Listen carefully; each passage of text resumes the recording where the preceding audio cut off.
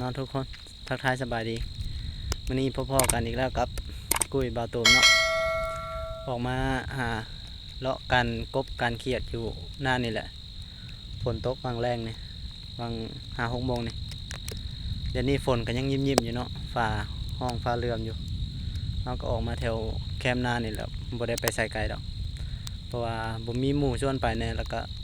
บ่บ่มีหมู่ไปนำเพราะว่าออกมื้อนี้ก็ออกมา3 คนกับเมียแล้วก็น้าบ่าวนะ3 คนออกมาแถวแคมป์หน้านี่แหละเพราะว่าเฮาเคยได้อยู่ปีกายนี่ก็เลยลองออกมาเบิ่งคลิปก่อนก็มันได้บ่หลายปานใดพอได้กินมื้อนี้ก็ฝนตกถือว่าตกจนค่ำเลยนะก็เลยออกมาเลาะหาการลองเบิ่งก็ถ้าเบิ่งติดตามน้ำกันว่ามันสิได้สิมานบ่หรือว่าแนวใดถ้าเบิ่งน้ำกัน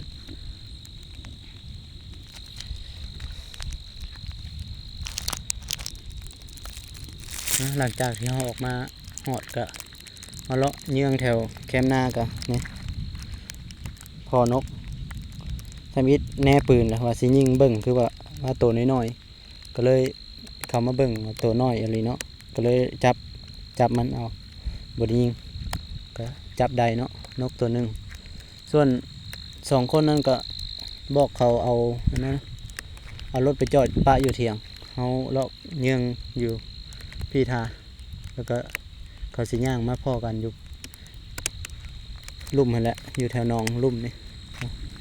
ถ้าเบิ่งติดตามน้ำกันเนาะได้นกเลี้ยงบ่เนี่ยได้ถ้าเบิ่ง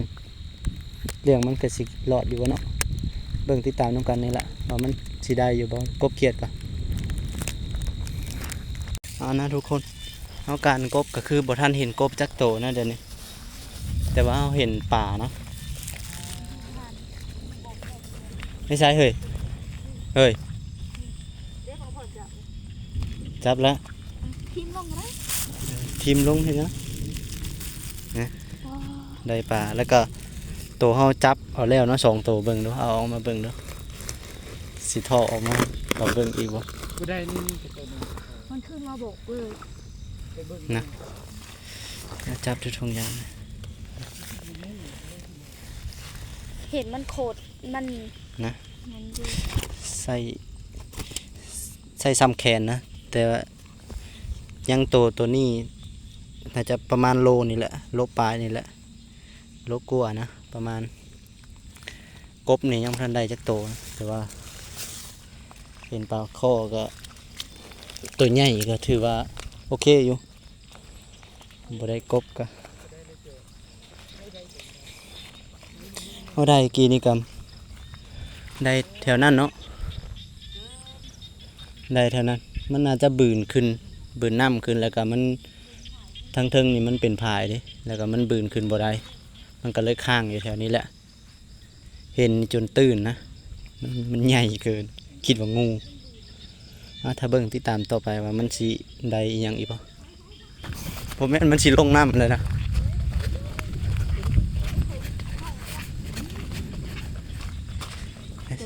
ตัวน้อยบ่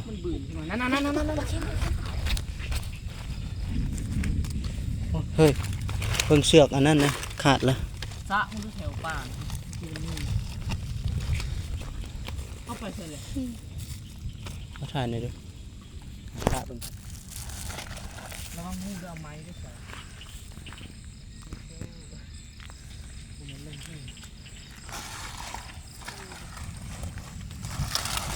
เฮ้ยเหรองู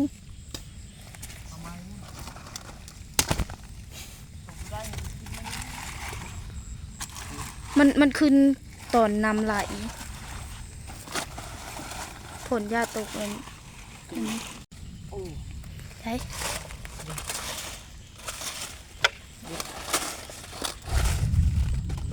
ทันน้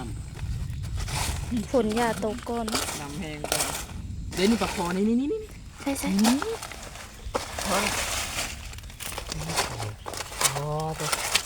อุ้ยเอาแปลคอมาได้เฮ้ยตัวนั่นถือว่า ใหญ่กว่าหมู่เลย ขึ้นบ่ถึงเบื้อง เฮ้ยลุดมาใส่นี่ก็ได้ บ่ใส่ ตัวใหญ่เด้อ เห็นได้เอาสะสะลงงมหลด งมเอาเป็นเพราะ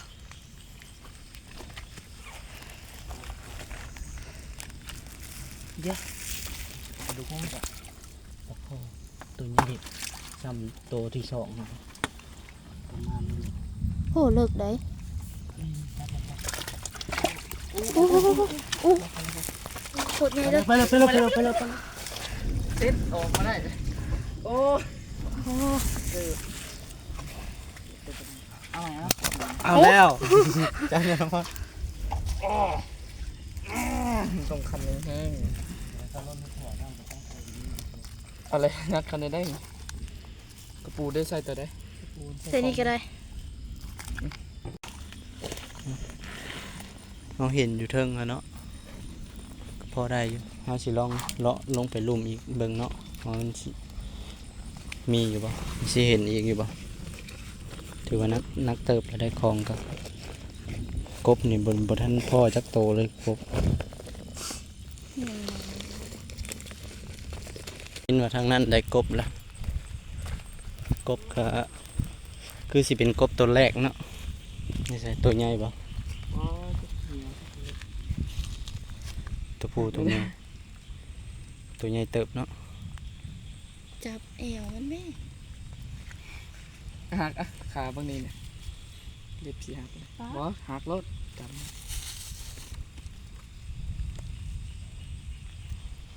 กบตัวแรกเนาะ โอ้หักบ่ได้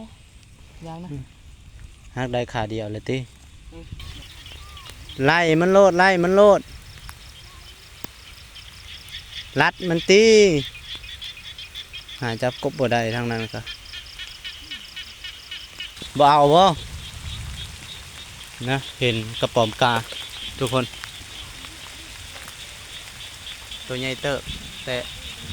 ว่าบ่เอาบ่ใหญ่เติบได้นะฝนก็ตกอยู่นี่ไม่ใช่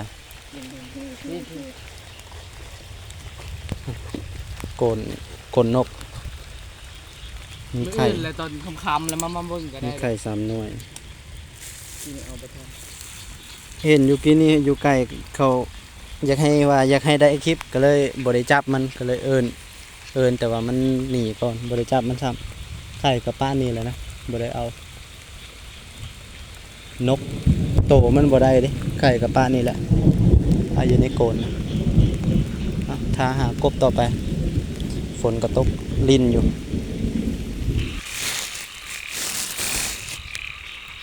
เอานี่นะทุกคน ได้เพิ่มอีกละแต้มหนึงคือว่ากบนี่เห็น3-4 ตัวเนาะบ่ได้เห็นหลาย แต่ว่าได้แต่2 ตัวนี่ตัวหนึงอยู่ในถุงครับผมแล้วก็ตัวหนึงหากระจับได้ทีนี้บ่ได้เอาท้องออกถ่ายเนาะเพราะว่ากบเดี๋ยวนี้มันรักนะกบมันรักคันเฮาซ่านี่ถือว่าบ่ได้มันโลดนะถ้ารุ่นน้ำกันอีกว่ามันสิได้บ่เฮาสิการต่ออีกกันแหละ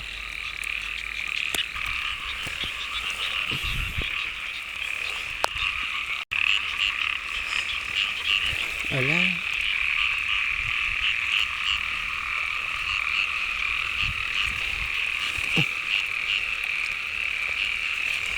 เอาละ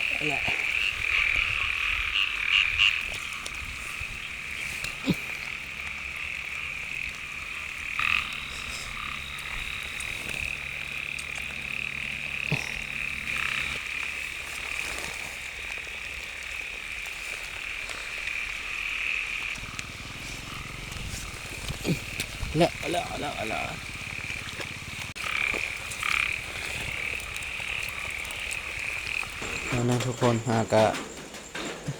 กำลังมาพอดีมาหอดนะกินมาหอดกิน เบิ่ง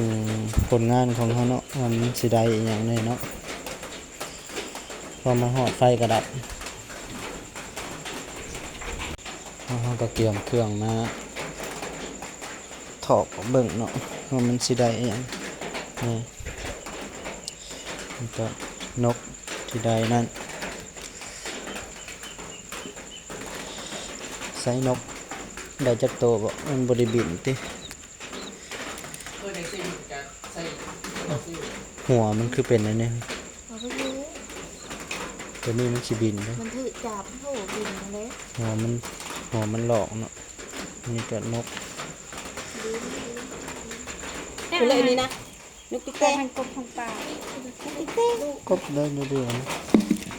เดี๋ยว3ตู้หูเนี่ยเอ้า ๆสี่ คือมัน ตั ไม่ ว บินซะ นกมันน้อยนะ เอ้า ป่ามันบึ้งอยู่ในโบกเลย อยู่ชิโร่นี่นะ อยู่ก้นหนองอีกระทัน อื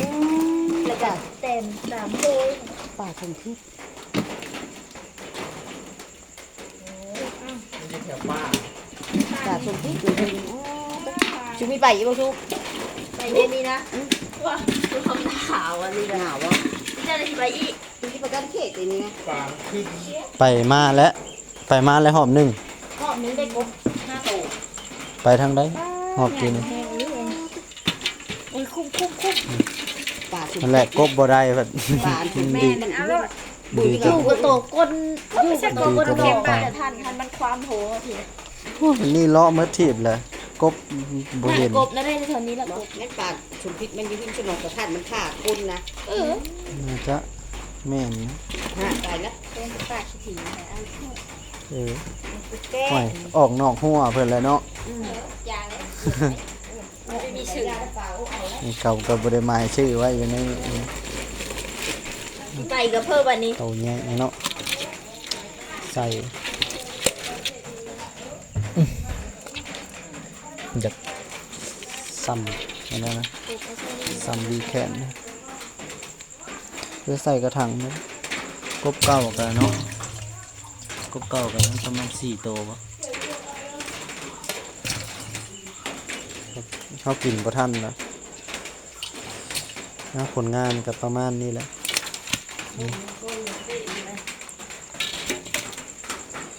ไม่กล้ามันท้องเลยเอ้านกตัวนั้นไปนะ ไปมันยังหนาว ไป ไหนแล้วเดินสิ จะไม่ตายเขาด้วย